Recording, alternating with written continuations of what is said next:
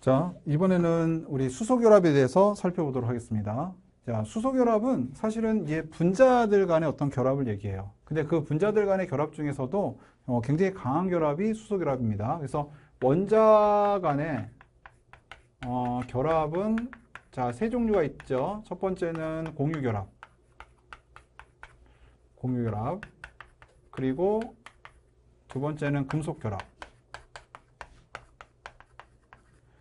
그 다음에 세 번째는 이온결합.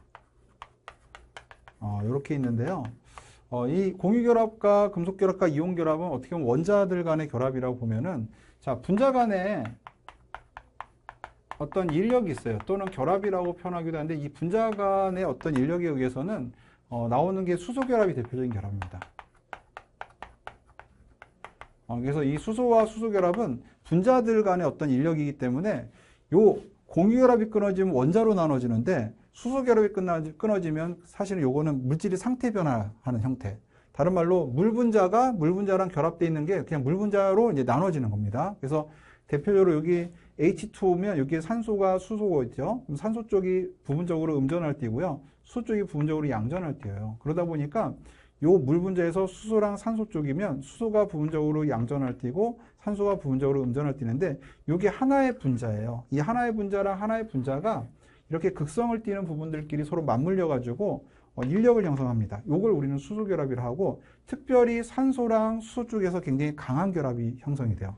그래서 수소결합으로 아주 강한 결합이 형성되는 자, 그 원자들 간의 어떤 그 인력을 보면은요, 이 분자들 간의 인력이겠죠. 그럼 대표적으로 플루오린, 수소가 연결되어 있는 플루오린, 그 다음에 수소가 연결되어 있는 산소, 수소가 연결되어 있는 질소, 이 FON이 부분적으로 마이너스를 띠게 되면, 자, 이 플루오린, 요쪽, 여기, 이쪽이 부분적으로 플러스를 띠게 돼서, 요 상호 간에 보통 수소결합이 형성이 됩니다. 그래서 요 수소결합이 형성되면은, 일단은 녹는 점이라든지 끓는 점이 상당히 높아져요.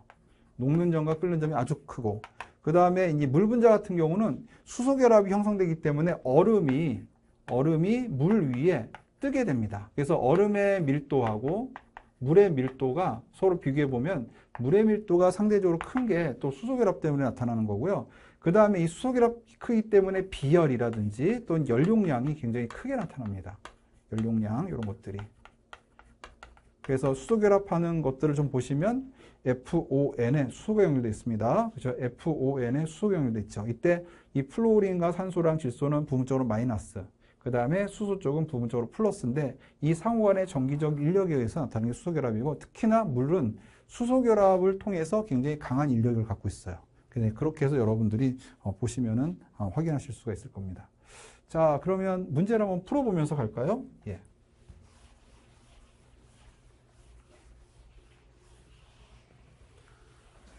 자, H2O가 H2S보다 끓는 점이 높은 이유는 하고 나왔습니다. H2O하고 H2S인데요. 자, 여기서 이 산소가 있고 수소가 있으면 이게 물이에요. 그러면 이 산소가 있고 수소가 있으면 물인데요. 이 상호 안에서 수결합을 하면 수소결합. 근데 이제 H2S는 황화수소라고 그래서 황이 있고 수소가 이렇게 있습니다. 황이 있고 수소가 있어서 여기서도 인력을 나타내고 있는데요. 이때 우리 수소결합은 OH와 H 간의 이런 OH의 H쪽, OH의 O 쪽에서 성어원에 결합하는 걸 수소결합을 했죠. 근데 여기는 SH잖아요. 그러니까 SH는 벌써 수소결합이 되지 않습니다. 그래서 요건 수소결합이 아니고요. 자, 요건 극성 분자 간의 상호작용. 뭐 인력 이렇게 표현하겠습니다. 그래서 상대적으로 황화수소가 물보다는 끓는 점이 상당히 낮아요. 그래서 일단은 수소결합을 하고 있기 때문에 그렇습니다. 그리고 여기 또 하나는 요 H2O라고 하는 거 요 자체는 무슨 결합이냐? 이 내부에 있는 이런 결합을 우리 공유결합이라고 해요. 그래서 자, 이 비금속 원자와 비금속 원자가 저 상호간의 전자를 갖다 공유해서 형성되는 결합을 공유결합이라 하고요. 그리고 이 분자와 분자 사이에서 형성되는 이 결합이 수소결합입니다. 그렇게 해서 봐주시면 됩니다. 자, 이온 결합을 하는 건 아니에요. 이온 결합은 금속 양이온하고 비금속 음이온을 이제 갖고 있고요. 수소 결합을 하고 있기 때문이고, 공유 결합이라고 하는 거는 이 분자와 분자들 간에 어떤 결합을 나타내는 게 아니라 이 분자 내에서 수소랑 산소 간의 어떤 결합을 나타내는 거예요. 그러니까 사실은 이 황화수소도 H2S도 여기 공유결합을 갖고 있는 겁니다. 여기가 공유결합. 그래서 여기도 공유결합은 있습니다. 그러니까 둘 다 공유결합이 있어요. 자, 두 번째. 그리고 네 번째, 분자량이 적기 때문에, 분자량이라고 하는 거는 이 수소랑 산소 가지고 있는 이 상대적인 질량을 얘기하는데, 기본적으로 황화수소보다 H2O가 분자량이 더 작아요. 근데 분자량이 작으면, 끓는 점이 보통 낮아집니다. 높아지는 게 아니고. 근데 이 H2O는 분자량이 작음에도 불구하고 끓는 점이 높은 이유는 수소 결합이 가능하기 때문에 그렇다. 예, 그렇게 봐주시면 되고요. 자, 두 번째 보겠습니다. 자, NH4Cl에서 베이결합을 하고 있는 부분은 옳게 설명한 것은 나왔습니다. 근데 이 문제가 사실은 여러분들이 공유결합에 대한 이 내용을 조금 정리를 하고 가야 될 필요가 있을 거예요. 자, 공유결합은 원래는 원자과 전자 간의 상호작용을 통해서 결합이 형성되는데요. 이 원자과 전자를 갖다가 좀 확인하는 걸 좀 잠깐 보겠습니다. 자, 원자과 전자는 수소하고 헬륨이 있죠. 그러면 수소는 여기가 1쪽이에요. 그래서 수소, 리튬, 베릴륨, 붕소, 탄소, 질소, 산소, 플로린, 네온. 그 다음에 나트륨, 마그네슘, 알루미늄, 규소, 인, 황, 염소, 아르곤, 칼륨, 칼슘 이렇게 하면요. 우리가 이제 비금속 원소들의 원자과 전자를 얘기할 때 가장 바깥쪽 전자 껍질에 있는 전자를 얘기해요. 그래서 여기가 1족이었죠. 1족. 여기가 2족이었죠. 2족. 여기가 13족이었어요. 13족, 14족, 15족, 16족. 여기가 17족입니다. 여기를 갖다가 18족 이렇게 표현하는데요. 원자과 전자는 가장 바깥쪽에 있는 전자의 개수인데 여기에 있는 1족의 1, 그 다음에 여기 2족의 2, 13족의 3, 4, 5, 6, 7. 요게 원자과 전자가 됩니다. 그리고 요 18족은 보통 원자과 전자를 0으로 봐요. 그래서 가장 바깥쪽에 있는 전자들이 사실은 결합에 참여하고 있기 때문에 요 개수가, 요게 이제 원자과 전자로 우리가 표현합니다. 그럼 탄소는 몇 개죠? 탄소는 4개죠, 4개. 질소는 5개죠, 원자과 전자가. 그러면 예를 들면은 CH4를 한번 결합을 해보겠습니다. 그러면 CH4를 결합할 때 탄소가 4개잖아요. 그리고 수소는 1개죠. 그래서 탄소는 원자과 전자 4개를 쓸 때는 이렇게 점을 4개를 찍어줘요. 이렇게. 수소는 하나죠. 그럼 수소는 하나니까 점을 1개를 찍었는데 이렇게 공유를 해가지고 찍었습니다. 여기도 수소가 이렇게 공유를 해 찍어주고 여기도 수소를 공유를 해 찍어주고 수소를 공유를 해 찍어줘요. 자, 이렇게 해주면은 요 탄소 입장에서 한번 보세요. 탄소 입장에선 수소 4개랑 공유 결합을 해가지고 이렇게 해서 박스를 하나 치게 되면 탄소는 자기가 가지고 있는 전자에다가 수소의 전자 4개를 더 추가로 받은 게 돼요. 그러면 탄소가 수소의 전자 4개를 추가로 받으면 하나, 둘, 셋, 넷. 즉 네온하고 같은 전자 배치를 갖게 됩니다. 네온. 네온이 뭐였어요? 비활성 기체인데 이 비활성 기체가 노블 가스라 했죠. 그래서 이런 비활성 기체처럼 되려고 하는 성향이 있다고 했습니다. 그 다음에 요 수소 쪽으로 오면 수소도 자, 탄소로부터 전자를 하나 더 받았기 때문에 수소는 전자를 하나 더 받으면 헬륨과 같은 비활성 기체가 돼요. 그래서 탄소 입장에서도 옥텟 규칙을 만족한다라고 표현을 아까 이 앞전에서 했는데요. 이 비활성 기체랑 같은 전자 배치를 갖는 걸 옥텟 규칙을 만족한다고 보시면 되고 이 수소도 전자를 하나 더 받아서 헬륨과 같은 전자 배치를 받아서 옥텟 규칙을 만족한다고 보시면 됩니다. 예. 자, 이렇게 해서 전자를 상호 공유하는 걸 공유결합 이렇게 표현해요. 공유결합. 공유결합. 이렇게 해서 보시면 됩니다. 자, 그러면 이제 NH4Cl을 한번 잠깐 보겠습니다. NH4Cl. 그래서 공유결합에 대해서 자, 이렇게 우리가 NH4Cl을 보는데 NH3를 한번 결합을 해볼게요. 제가. 자, N 질소. 질소의 원자과 전자를 보세요. 질소는 원자과 전자가 15개에서 5개가 됩니다. 그래서 하나, 둘, 셋, 넷 그리고요. 하나는 이렇게 좀 묶어서 같이 그려주세요. 그래서 이렇게 해서 묶어서 같이 그리는데 제가 요거를 약간 옆으로 그리겠습니다. 하나, 둘, 셋, 넷, 5. 질소가 5개죠. 5개를 그리고 수소는 3개만 그려주세요. 수소 3개. 그래서 수소는 3개. 하나, 둘, 셋. 그러면은 여러분 봤을 때 수소 입장에서는 전자를 원래 하나 있는데 하나 더 받아서 수소는 헬륨 같은 전자 배치를 갖게 되고요. 질소는 전자를 갖다가 원래는 5개가 있었는데 수소로부터 3개를 더 추가로 받았어요. 이렇게 하니까 수소로부터 3개를 더 추가로 받았어요. 노란색 하나, 둘, 셋. 그래서 질소는 하나, 둘, 3개를 더 추가받아서 네온과 같은 전자 배치를 갖습니다. 그러니까 이제 이렇게 되면은 이게 NH3하고 하는 암모니아의 공유 결합에 대한 모습이에요. 그래서 이 암모니아가 만들어지면은 이 질소는 네온하고 같은 전자 배치를 갖고 수소는 헬륨과 같은 전자 배치를 갖게 되니까 안정한 상태가 됩니다. 그럼 저런 식으로 전자 배치를 갖는데 만약에 여기 수소가 있는데 수소는 전자를 하나 갖고 있잖아요. 근데 이 수소가 아니고 수소 이온이 있다고 가정할게요. 여기 수소가 아니고 수소 이온이 있다. 그러면은 여기 H가 전자 하나 잃으면 플러스가 됩니다. 그래서 얘는 전자가 하나도 없어요. 그러면 이런 상태에서 여기는 전자가 한 쌍이 있죠. 한 쌍을 이렇게 해서 줘가지고 결합을 할 수가 있습니다. 그래서 이렇게 해서 결합하게 되면요. 제가 이렇게 쓰겠습니다.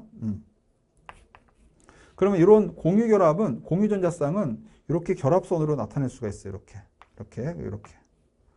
그래서 이 공유 전자쌍은 결합선으로 나타낼 수 있는데, 이거는 한 쌍의 전자를 일방적으로 제공해 줬기 때문에 이런 걸 배위 결합이라고 해요. 배위 결합.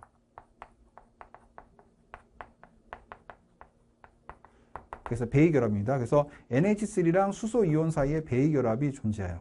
그러면은 여기서는 NH4Cl에서 배위 결합하고 있는 걸 옳게 설명한 것은 NH3와 수소 이온 간의 결합, 요게 배위 결합이겠죠? 요게? 예, 이렇게 쓰시면 됩니다. 여기도 체크를 이렇게 해야죠. 예, 2번. 그래서 배위 결합을 하고 있는 겁니다. 그래서 배위 결합하면서 이게 NH4 플러스가 되는 거예요. 이 전체가. 그러면 염소 이온 Cl 마이너스잖아요. 요 사이에서는 이거는 이제 이온 결합이 들어가 있어요. 이온 결합. 그래서 여기 배위 결합이 들어가 있고 이 내부는 공유 결합이 있습니다. 그래서 사실은 얘네들이 다 같이 갖고 있다 보시면 됩니다. 자, 그 다음에 세 번째, 물 분자 사이에 작용하는 수소 결합에 의해서 나타나는 현상으로 설명하기 어려운 것은 나왔습니다. 물 분자 사이에 수소 결합이 있다 보니까 수소가 굉장히 규칙적인 배열을 해요. 그래서 규칙적인 배열을 하면서 사실 나타내는 특별한 현상들이 있어요. 일단 물의 기화열이 크다. 물이 기화열이 이게 아마 2256kJ 정도 됩니다. 굉장히 높아요. 그래서 이 물의 기화열이 상당히 큰 이유는 물 분자가 이렇게 있으면은 이렇게 물 분자 이렇게 있잖아요. 그러면 여기가 수소 결합하고 있고 여기도 수소 결합하고 있죠. 이렇게. 이 수소 결합을 이제 끊으면 여러분들 물이 이제 그 수증기가 됩니다. 이 수소 결합. 이 수소 결합을 갖다가 열을 가해서 끊으면 이 물 분자로 이렇게 떨어지거든요. 이렇게 떨어지면 이게 이제 수증기가 되기 때문에 액체가 기체로 바뀌는, 즉 수증기가 되기 위해서는 수소 결합을 끊어야 되는데 그때 열을 가해준 그 열을 기화열이래요. 기화열. 그래서 이 기화열이 상당히 크다는 의미는 요게 수소 결합 때문에 기화열이 상당히 크고요. 그것 때문에 물이 많은 에너지를 흡수해가지고 기체가 되죠. 우리가 땀이 나면은 땀으로 열을 갖다가 많이 이렇게 외부로 배출할 수 있는 것 자체가 사실은 이 기화열이 상당히 커서 그렇습니다. 자, 그 다음에 마당에 물을 뿌리면 어떻게 돼요? 여기에서 열을 흡수해가지고 이게 증기, 수증기로 날아가다 보니까 마당이 시원해지는 것도 사실은 그런 현상이에요. 자, 물의 끓는 점이 높다. 물이 100도씨에서 끓어요. 물의 분자량을 우리가 이제 계산해 보면, 자, 18, 18이 나오는데요. 요 정도의 작은 분자량을 가지고 100도씨에서 끓는 물질이 거의 없습니다. 이게 물이 거의 이제 어떻게 보면은 굉장히 독특한 구조인데, 이게 수소 결합 때문에 이게 가능한 거예요. 그래서 보통 요 아주 작은 분자량을 가지면 굉장히 끓는 점이 낮게 돼요. 보통 상온보다 더 낮아가지고 뭐 영하 몇 도씨에서 이미 기체 상태로 존재하는 경우가 많은데, 이 물은 100도씨에서 기체 상태로 존재할 수 있다는 것은 이 수소 결합이 굉장히 강하게 연결되어 있기 때문에 그렇습니다. 무색 투명한 액체이다. 자, 물이라고 하는 거는 보시면 알겠지만은 무색 투명하죠. 색깔도 없고 투명하게 나타나는 액체죠. 자, 근데 이 액체라고 하는 게 사실 수증기가 될 수도 있고 얼음이 될 수도 있기 때문에 그냥 이거는 액체를 기준으로 한 얘기입니다. 액체를 기준으로 한 얘기. 얼음이 되면 물 위에 뜬다. 얼음이 되면은 물 위에 뜨는 것도 사실 수소 결합인데요. 여기서는 물 분자 사이에 대한 수소 결합 때문에 나타나는 현상이잖아요. 그러니까 기화열이 크고 끓는 점이 높고 얼음이 되면 물 위에 뜨는 건 맞는데, 무색 투명한 액체는 이 수소결합 때문에 나타난다라고 하기에는 좀 어려울 것 같아요. 자, 그래서 정답은 3번으로 체크를 해주시고요. 얼음이 되면 물 위에 뜨는 현상에 대해서 잠깐 살펴보도록 하겠습니다.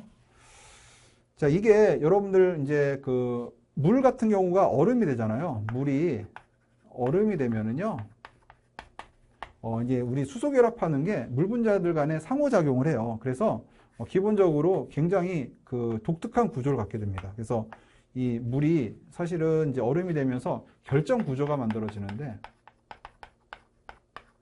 일종의 이제 육각형을 제가 이제 임의적으로 그리면 물 분자가 상호 수결합해요. 이렇게. 이게 제가 해볼까요?